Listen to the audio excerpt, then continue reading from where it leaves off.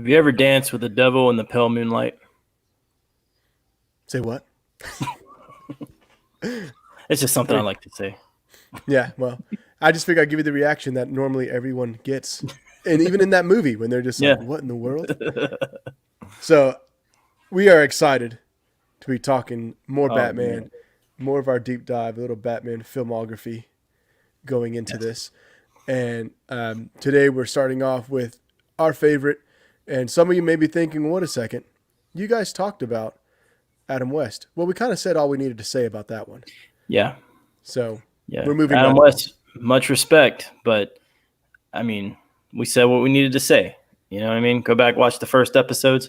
I don't know why I said that like a mob boss. We said what we needed to say, about Adam West. It's campy. It's fit for the 60s. It's nice. But we're moving on Yeah. to an episode that, Efren, I'm pretty sure you're similar to me. I've been preparing for this episode my entire life. Mm-hmm.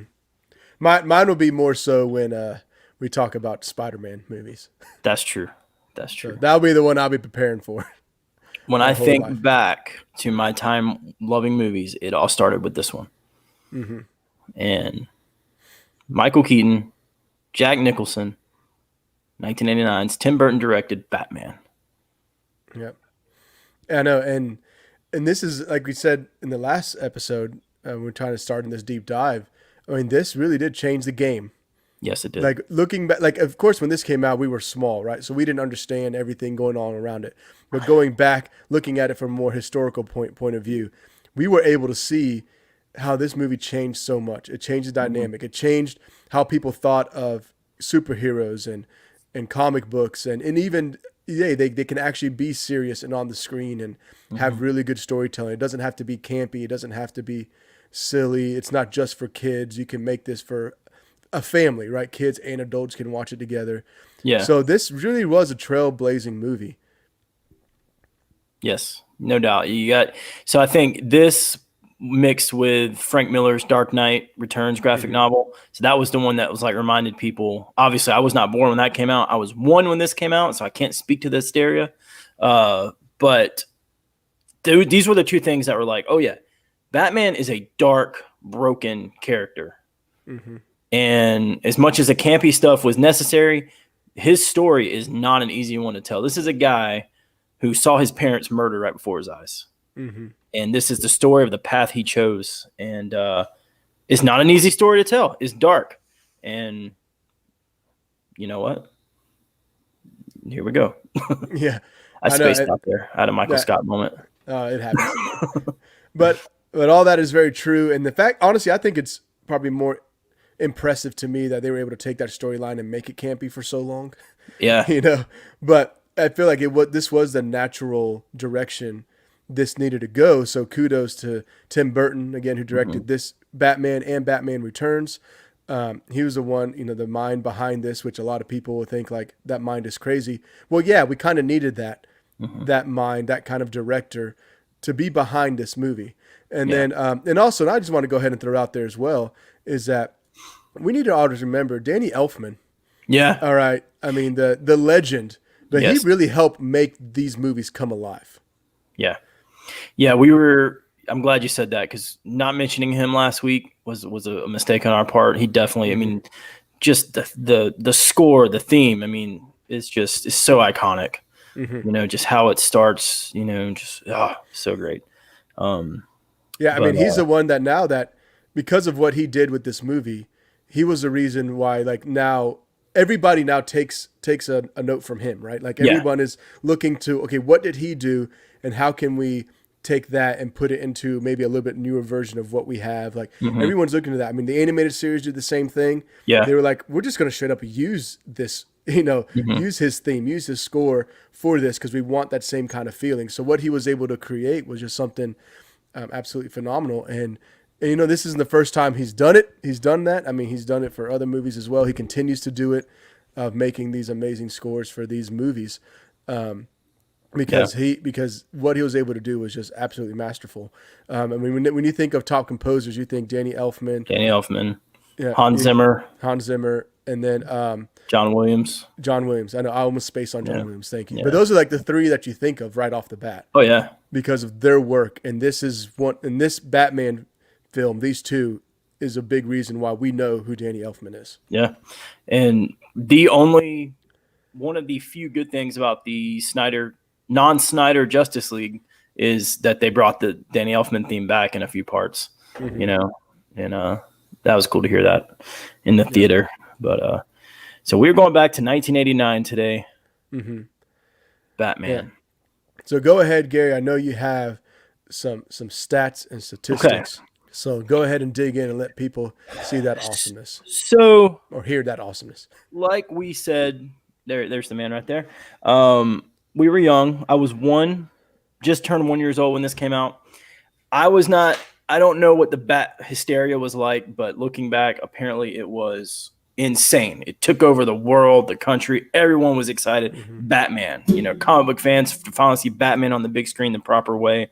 So, and Efren, I don't know, is there anything that we've lived through that compares to this? I think, yes, we've been very excited about movies, but the only thing that really comes to mind is maybe Phantom Menace, before that came out. We were very excited for Dark Knight Rises, Batman vs Superman, but we've seen Batman on the screen.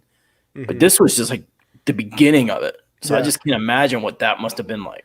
Yeah, I think the next closest thing, like you said, Phantom Menace because of Star Wars and all that. I think probably the next closest thing that maybe not to this level, but that I remember would be when the first Avengers movie came out. Yeah. Because that was something that was never been seen before. I mean, yes, Infinity War and Endgame was a big deal, but even those didn't seem as like mass hysteria, all around the world as the first Avengers, because this is the first time we've ever saw all these heroes together fighting something. Yeah, and to see that they actually pulled that off is pretty incredible. Yeah, so that's probably the closest one. But at this time, like I was, just telling Gary before we went live, like I remember I was 4 when this movie came out. I don't remember a whole lot. I don't even think my parents took me to the theater, but I just remember Batman being everywhere. I remember, McDonald's. Pretty sure it was McDonald's, but McDonald's had the Batman stuff, toys everywhere, posters everywhere, billboards. Like, just thinking, just this time, I just remember that Batman was everywhere. Toys, you go to Walmart, the toys were everywhere. I had to have the toys. So I just remember that. My first actual memory of seeing this was when my dad bought it on VHS, maybe in like 90, 91, maybe. I can't remember. I know it took a while for VHS to come out. But, and I remember having the case and watching with my dad that way.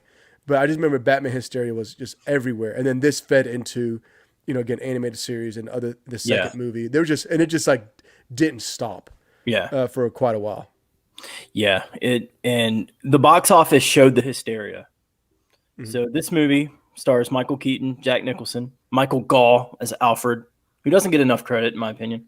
My old neighbor, Pat Hingle, as Commissioner Gordon. Anyway, Kim Basinger's in it. Still awesome. A budget of $35 million. This is 1989. Opening weekend, U.S. alone, this movie made over $40 million. Wow. Opening weekend, over $5 million over its budget. Total U.S. $251 million and a bunch of other numbers there. Worldwide gross $411 million. Just we got a hit on our hands. We ring the hit alert. This Batman. People ran to the theater to see this, and probably a few times. Yeah, and we got to remember too, when you hear these numbers, you're like, well, that doesn't sound that impressive. You got to consider how much the dollar was at that time. Yes. I mean, this is a time when people, I think movies maybe would have been like $3-4 at the time to go. Like, it wasn't like that much, right? And so, like, you got to remember that too. Like, and so packing it out also was a little bit different. Theaters were different. You got to adjust for inflation. I mean, I wish we had like those numbers of like, if you adjusted for inflation, what would have been today? I mean, I'm sure it probably would have been record breaking, just like any other stuff today. I mean, it probably would have made $1 billion at that time today. Oh yeah. I'm going to make a note to Google inflation when the show's over to figure out what exactly that is. But, so those are some of the stats at the box office, and people were excited and it showed. So we talked a little bit about our history with this movie. Obviously we lived it on VHS. You know, I watched it over and over again, and I was incredibly young watching it, looking back. But this is, like I said, this is the first movie I remember loving. You know, so Ephraim, why do you think Michael Keaton worked so well as Batman / Bruce Wayne?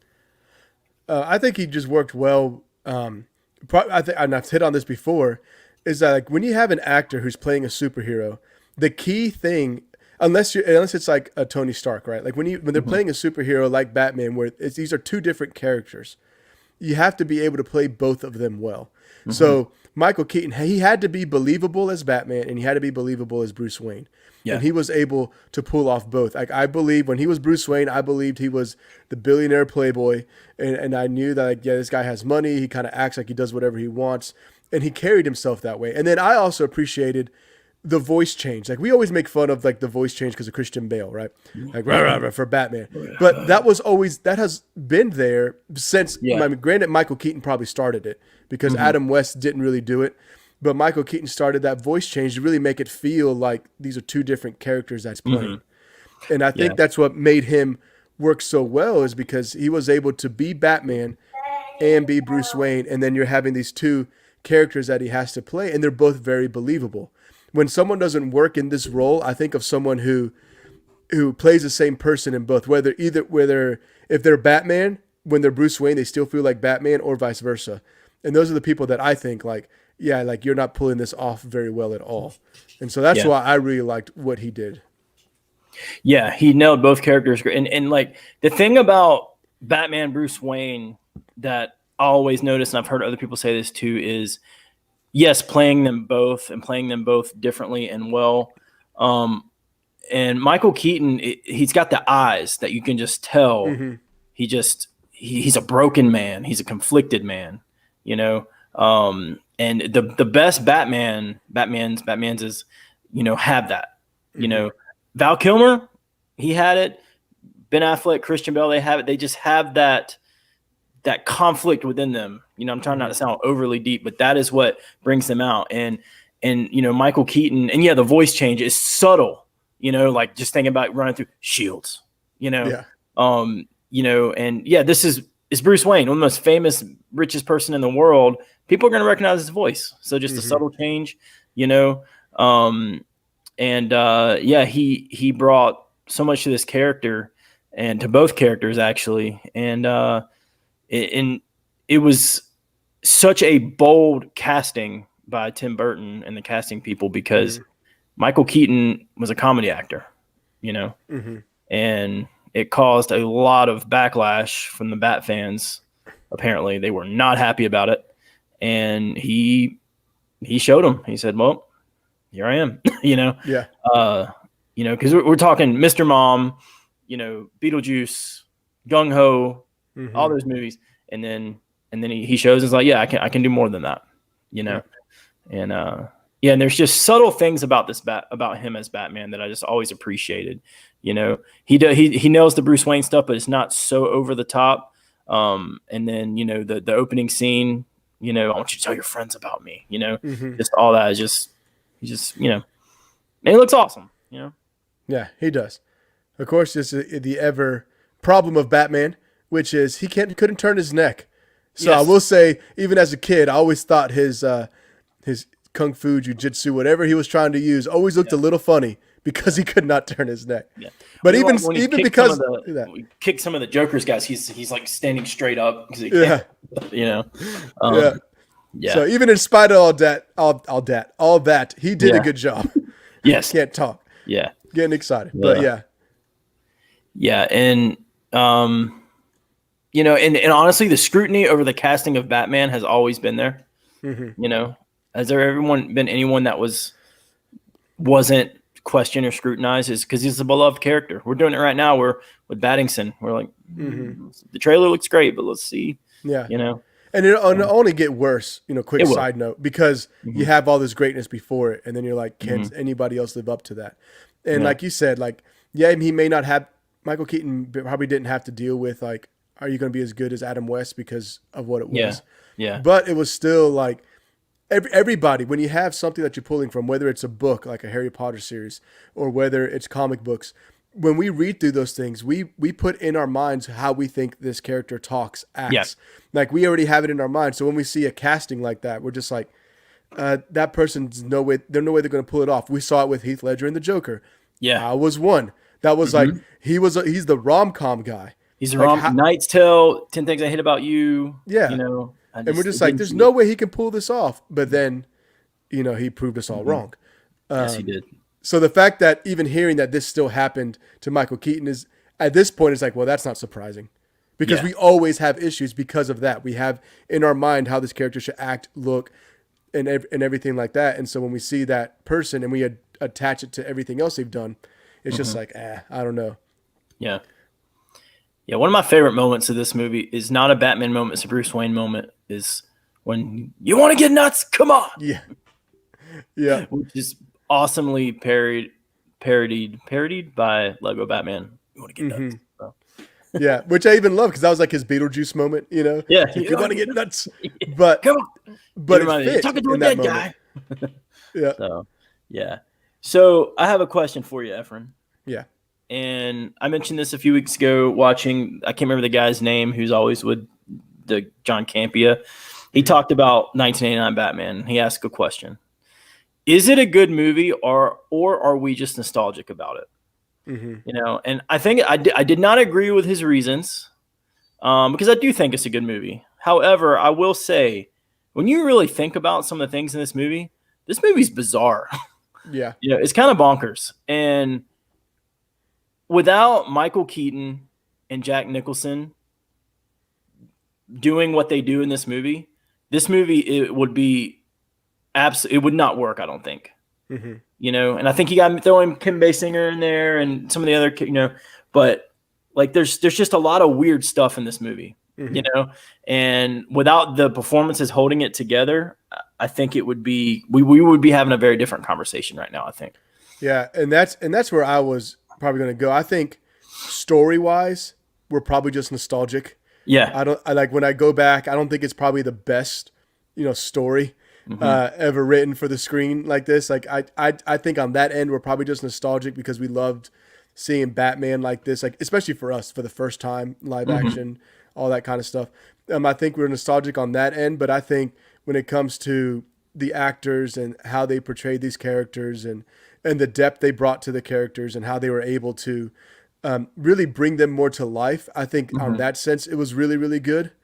Even though the story probably wasn't the best. And I think sometimes, what people forget with movies is you can have a mediocre story, but if you have the great characters and the great actors behind those characters, they'll elevate the story. And I think that's why people like us, we love it so much, because even though the story wasn't the best, they were able to elevate it to where it was like, wow, this is really good. I like that. Elevate the story. I like the way you put that. Folks, that's why I pay him the big bucks. Yes. That's good. And wings, of course. Yes, absolutely. Because think about it. I'm not saying recast anybody else, but if you don't have those performances, this movie is a weird 2-hour Prince music video. And don't get me wrong, I love Prince's music. I listen to Party Man all the time. The art, the museum show. It is one of the most weirdest songs, but I love it. But it's bizarre, Yeah. And so you have to kind of think about that a little bit. But I thought it was a valid question, and it caused me to question my entire childhood. But I got the 4K and we'll put it back in. I was like, halfway through, I was like, I still love this movie. It still holds up a bit, and Jack Nicholson helps a lot. In his craziness. Yeah, and I think that's where, like, to me, a lot of the story breaks down a little bit, because it's like that man right there, his motivations and stuff is just kind of like, this is kind of dumb.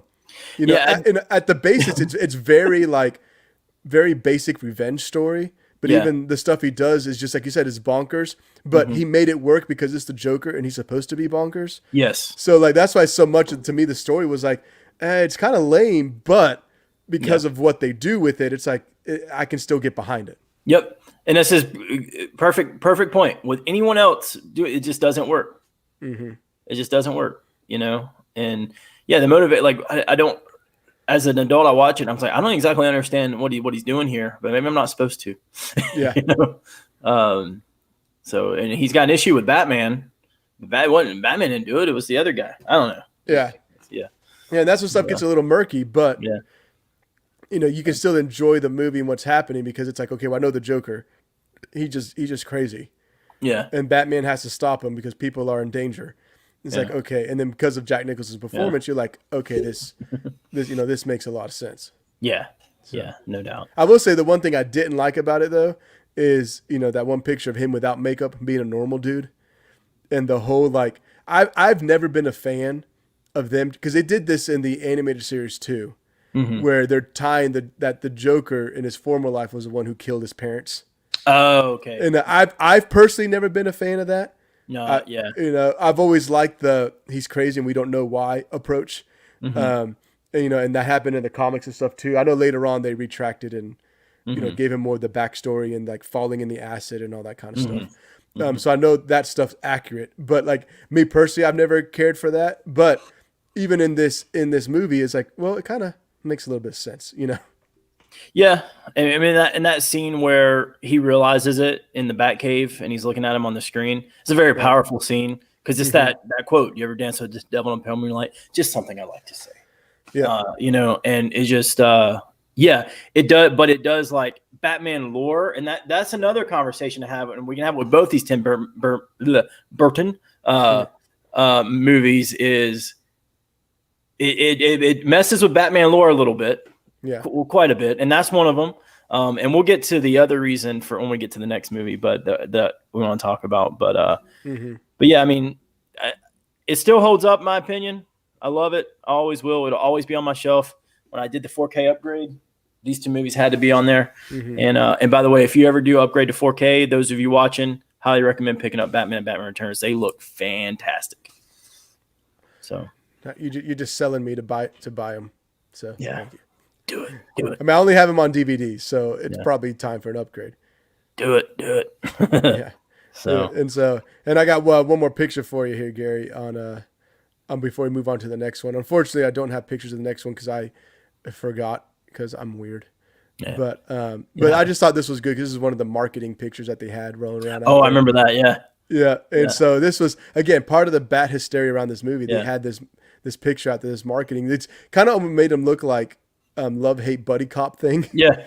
But then when you watch the movie, you see how it works out. So it was just almost looks like a Lethal Weapon parody a little bit. Yeah. Yeah, but this is the kind of stuff they did at the time because remember, at this time, it was about what actors or actresses did you get to play these characters, and that's what sold your movie. That's not the case anymore. Yeah. But this is even a little look into the past of like, this is how they would market. Like they're just showing you who they are and showing them in costume because they're the ones selling this movie, and for good reason.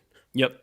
And it was movie star based for sure. Did you know that the original cut of this movie, like the original script, had Robin in it, played by a young Marlon Wayans? I did not know that. The documentary on the Blu-ray talks about it. Yeah, fun fact. Yeah, he was actually written in the first few Batman movies, but they just never made room for him.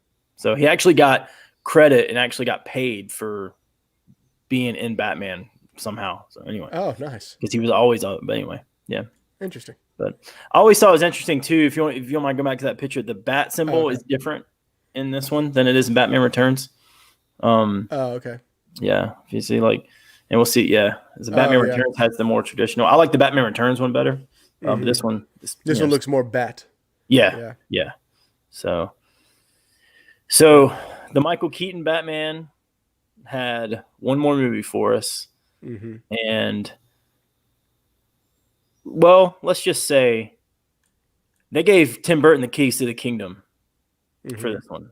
And we saw why. We look at those box office numbers. He deserved it. So are you ready to move on to Batman Returns? Yeah, let's do it. All right. Batman Returns. My first theater experience as a 4-year-old. Now, yes. I just love even the way you put it. I can't help but laugh.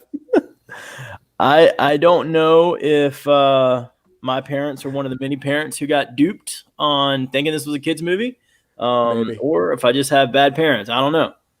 my parents are watching. Sorry, I guess. I don't know. But I went to see this in the theater. It came out June 19th, 1992. Stars Michael Keaton returning as Batman, Danny DeVito as the Penguin, Michelle Pfeiffer as Selena Kyle / Catwoman, and Christopher Walken as Max Schreck, who is one of my favorite characters in this movie. I love Christopher Walken.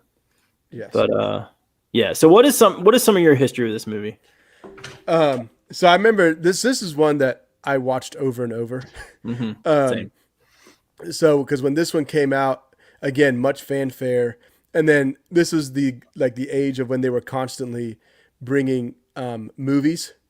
Not movies, video games. Sorry, they're bringing video games into the mix, tied in with all the movies and all that kind of stuff. And so I was out there, I was playing the video games. I was trying to get all the toys and just trying to see like everything, because again, Batman's coming back out. This is exciting. And once again, I'm like, Mom and Poppy, we got to go to McDonald's, get McDonald's toys. Yeah. And then this was one that I pushed, like, we need to go see this in the theater. And we did. And so when this one came out, I was like 7 or something. So I was like, we have to go see this. And of course, my parents, you guys know a little bit of history on how they scarred me by accident, but then purposely tortured me. Anyways, but so they're no stranger to movies and stuff. So we ended up going to see this. I don't think it was opening weekend or anything. At that time, we kind of waited for movies to be out a couple weeks so prices would go down. Smart. Smart.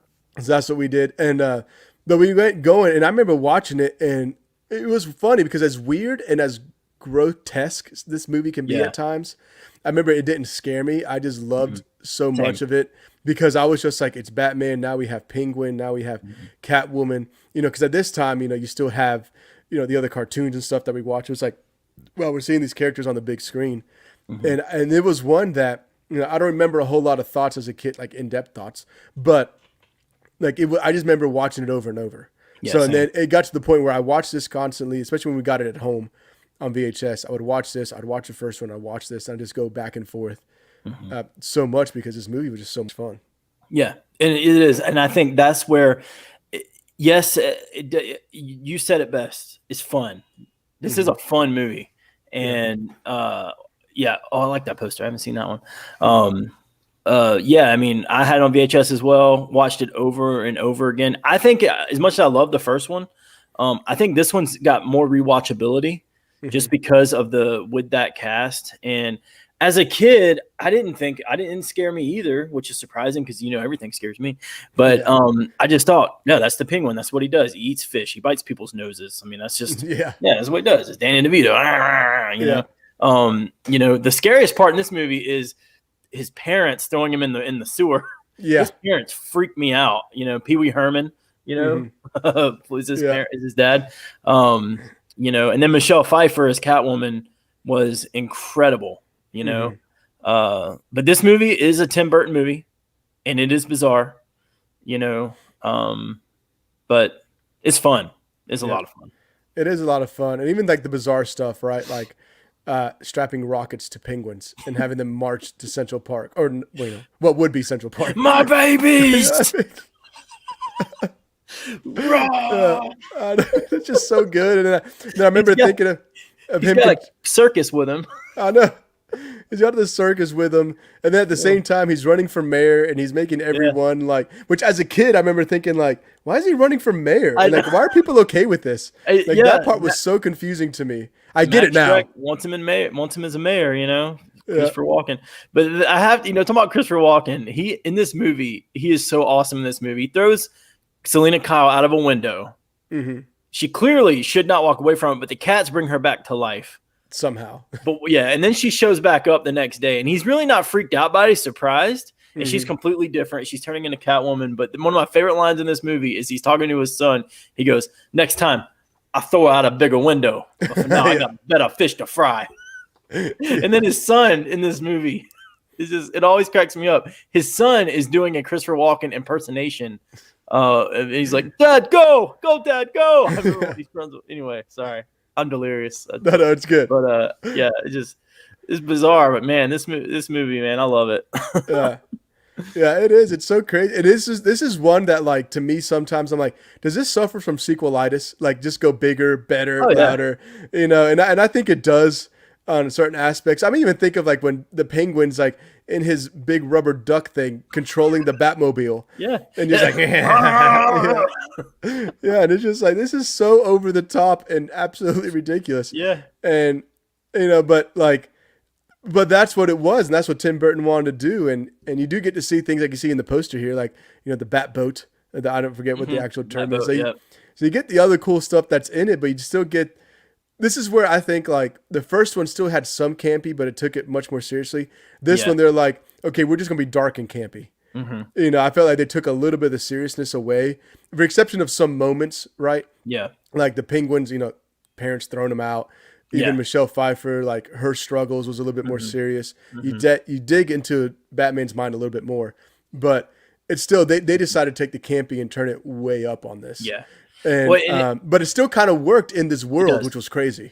It does. This movie, in my opinion, it flows really. It balances all that out together. Like we talked about Snake Eyes the other day, how it didn't do that necessarily. It tried to do both, but this does both well, in my opinion. And you know, the chemistry between Danny DeVito is incredible in this movie. This was his role to play. Like in the documentary for this, they talk about he was the only Penguin. They never, ever, ever, ever talked about anyone else. He was the Penguin. And Michelle Pfeiffer, the scene with her and Bruce Wayne when they're at the ball and they're realizing who they are, that is a great, great scene. Yeah. And one of my favorite Batman moments from this is when we first see Bruce Wayne. He's sitting in his chair in the dark, and the lights come on, and he stands up, and then it's so awesome. It makes no sense because he's got bat things all over his mansion. Like, who's Batman? Oh, maybe the guy that's got the signal, you know. But whatever. It's such a cool scene, you know. but yeah, this movie will always be. I watch it probably at least 3 times a year, you know. But I love it. You know, but this movie is one of those movies people are either like us or people either love it or hate it, you know? But because they do sequelitis this thing. They do. And I think that's why there are plenty of people, and understandably so, that just like, this movie's trash. Yeah. And I will say, because of what comes after this, it makes this movie even better. It does. I will say that. It does. Yeah. And maybe that's why we rewatched it so many times, because we was like, in the late 90s, we had 2 options. We can watch this again. Well, we had the animated series. Yeah, we'll talk about that next week. Can't wait. Or we can just go watch Batman Returns and 1999's Batman. I'll watch Michael Keaton again. You know. Yeah. And I'll watch the Penguin eat a raw fish. Yeah. You know. For no reason. And I'll watch Michelle Pfeiffer do some pretty inappropriate things that I shouldn't have been watching as a kid. You know. That as an adult, I'm like, this is uncomfortable. And hear the Penguin say some pretty inappropriate things to her. Yes, he does. And that being said, my kids won't watch this for a while. They will not be watching this at our age. That's what we did. Yeah, because but there's some things the Penguin says to Catwoman that made me laugh. I'm not gonna lie, but I was also like, oh dang, I forgot. Realize he said that. Well, as a kid, some of the stuff he says, you're just like, ha, because you took it as the innocent version. Yes, and then as an adult, you realize, whoa, okay, he meant the other way. Well. Oh, now Gary's got the giggles. It's over, people. I can't say it because we're a PG-13 show, and I don't want to say it. But anyway, so a quote caught in my mind, and I just couldn't stop laughing. But I'm back. I'm back. So there you go. Hey, Aunt Sherry. So representing. Yeah, but it is, and I think that's the one thing that with this movie. You see, this is where, like, if you're going to make movies that you want to make the most money, you try to make them somewhat family friendly, right? Yeah. And that's one thing that I thought was pretty cool about this movie as an adult later, right? It's like they did a good job with this one, in the first one as well, to where kids can watch it and they won't understand most of it and they'll be okay other than the couple cuss words or whatever that are in it. But then as adults, you watch it and then you're like, oh man. So like I realized what more adult themes are in this thing that you don't see as a kid. And when directors are able to do that and portray that through a movie that can be thrown in as, oh, this is a family movie, that's when you have success, because parents would be like, oh man, I wish they didn't hear that, but they have no idea what's going on. And that's where you really make your money. And and you're able They to don't hit understand families what he for means by the generations. flipper trick. Yeah. Yep. But Yeah. and this movie made a ton of money, just like the first one. But the toy companies, McDonald's, the studio, they weren't exactly happy with what they got. And we'll talk about that in a couple weeks because they weren't happy. This franchise, this whatever you want to call it, takes a change. But I want to go back to something real quick, if you don't mind, Efren. Yeah. We talked about Batman lore and how these movies kind of mess with it a little bit. We talked about the Joker, but there's one thing that I think we would be remiss if we didn't touch on, and it's important to remember these directors of these comic movies, they're doing their own vision. You know, we talked about it before. But there's one thing about Batman that is important, especially this type of Batman. He has a rule, and it's very big in his character. These two movies, it is nowhere to be found. Yeah. I mean, he's got machine guns on the Batmobile. He's lighting people on fire in this movie. You know, and do we overlook? I guess my question is this: do we overlook that because we love him as Batman? Because it's Michael Keaton? Do we overlook that? Yeah, I think we do. I also think the timing of when this came out. I mean, let's be honest. How much, other than comic book nerds, right? So let's say people older than us who were into comics, who understood this rule, right? We as kids, like I'll be on, we as kids, I wasn't reading comics. I didn't know that rule at this time. Yeah. So I think that's why. So ignorance is the reason why we ignore it. Is what I think, because we didn't know. We just thought this was Batman, and as you're growing up watching, like this is what he's doing. If I'm being honest, I don't think as a kid I connected that he was killing all these people. I didn't either as a kid. Now as an adult, knowing all that, I do.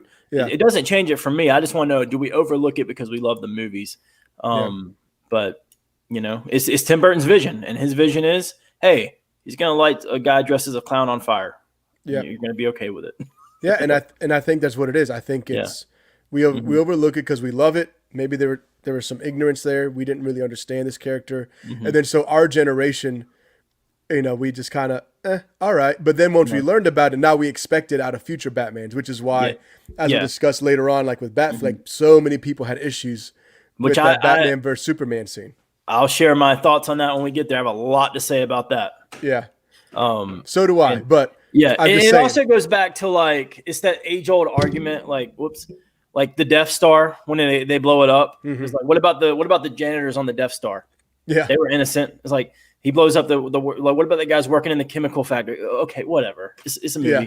You know that's where that's people actually say those types of things, and I'm like, you're not any fun. Like you must be fun at parties, and why do you choose to? Why are you the way that you are? But yeah. I love these movies. They are beloved to me. They will always be in my collection. When my kids are 16, I'll let them watch this one. But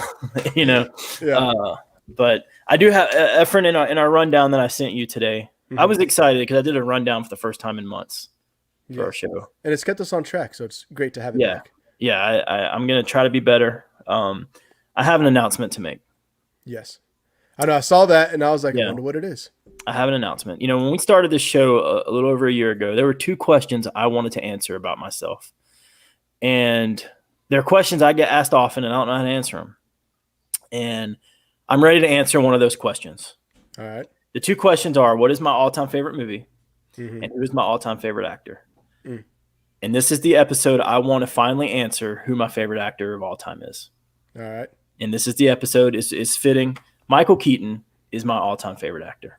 There it is. He can do it all, and this is why. We were at the movie theater last week.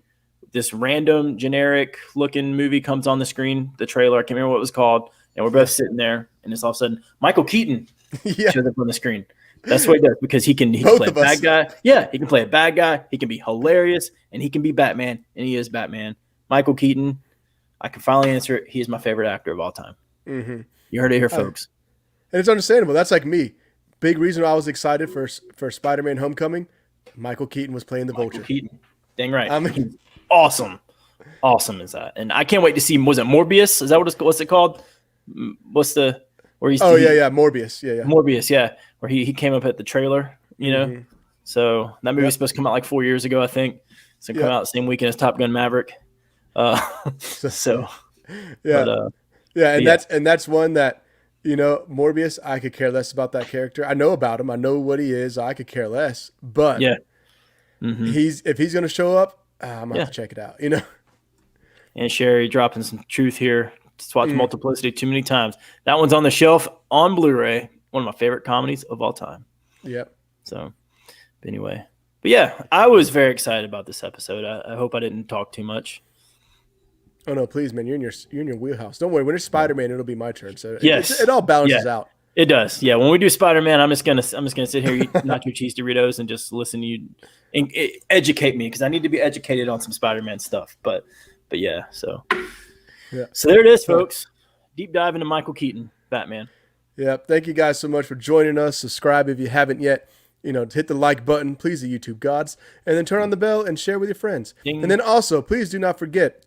If our YouTube times are a little hard, we are on podcast now. We do have a podcast. We are on Apple Podcast, and we are on Podbean, which you can get that app and all that. That's what it's called. It's called Podbean or podbean.com. That is the way we were able to, within our financial constraints, have a podcast. So those are the two that we have. So if you want to check us out on there, you can download stuff. You can listen to us when it's the most convenient for you. So give us a follow on there. And we'll mainly be putting on there episodes, maybe reviews and stuff from time to time. But we'll make sure that all the episodes every week are on there. And for all the other content on here. And then maybe when finances get better, we'll put everything on all platforms. But that's where we are now. So make sure you check that out on Apple Podcast, Podbean, Real Pastors. You'll see our logo on there. We're there. Follow us there as well. Yep. Thanks for watching. Subscribe. Yeah. We'll see you guys soon. Bye.